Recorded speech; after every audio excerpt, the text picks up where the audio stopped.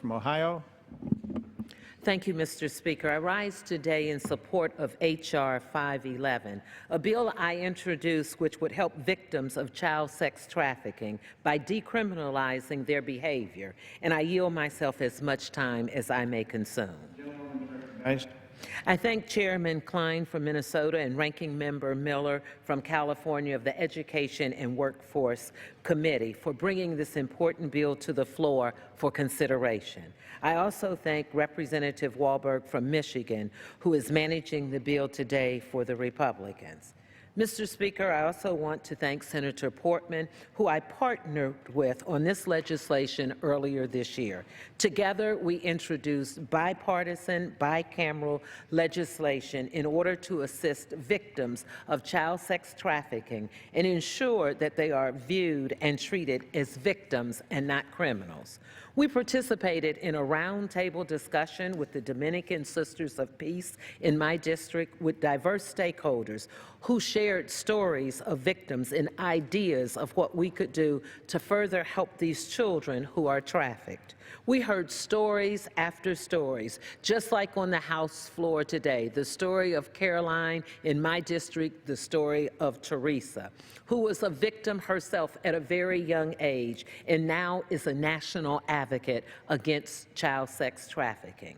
As we know, human trafficking is one of the fastest growing crimes in the world. In fact, according to the United States State Department, human trafficking is the world's second largest criminal enterprise after illegal drug trade. In the United States, some 300,000 children are at risk each year for commercial sexual exploitation. Many of them come from family and social backgrounds that render them particularly at risk.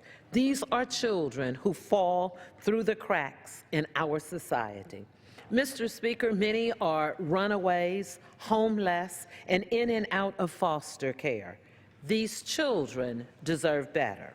The average age of a trafficked victim in the United States is 12 years of age. Mr. Speaker, this is shameful. At 12 years of age, girls and boys should be playing youth sports, participating in their school's science fair, learning a new language, or just being able to be a child. In my home state of Ohio, each year an estimated 1,078 Ohio children become victims of human trafficking, and over 3,000 more are at risk.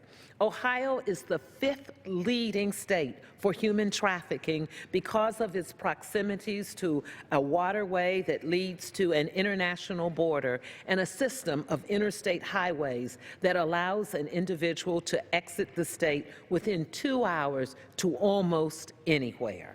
The I-75 corridor, which runs through Toledo, Dayton, and Cincinnati, is infamous for subjecting children to the horrors of sex trafficking, with reports of victims being repeatedly abused.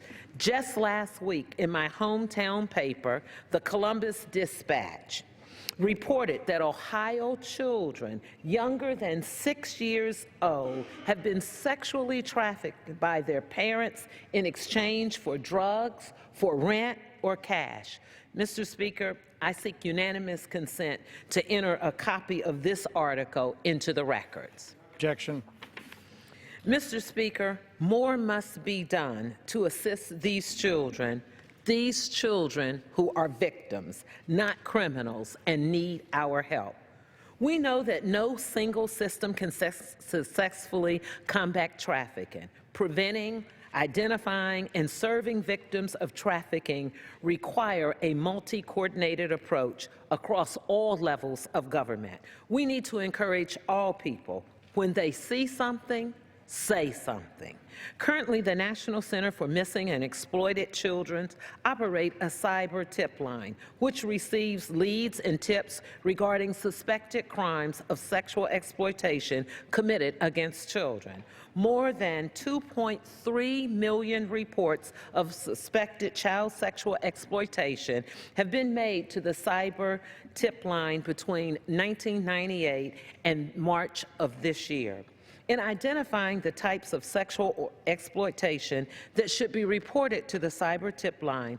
Current law does not specifically mention child sex trafficking as one of its reporting categories. Even though the National Center for Missing and Exploited Children encountered child victims of sex trafficking and currently uses this term on its website in order to encourage the public's reporting of these types of crimes. Instead, the statute uses the term child prostitution, which we know does not fully and accurately capture these types of crimes against children. My bill would add the phrase child sex trafficking, including child prostitution, to the section B1P of the Missing Children's Assistance Act.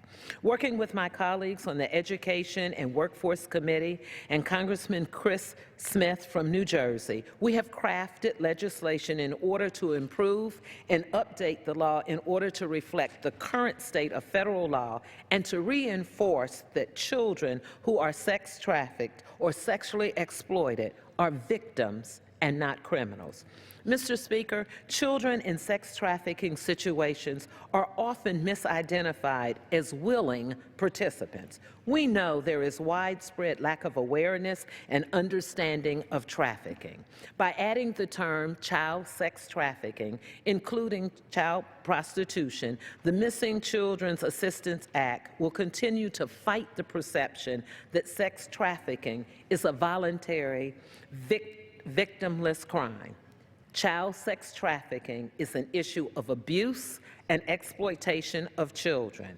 I urge my colleagues to support this legislation, and Mr. Speaker, I reserve the balance of my time. The gentlelady reserves. The chair recognizes the gentleman.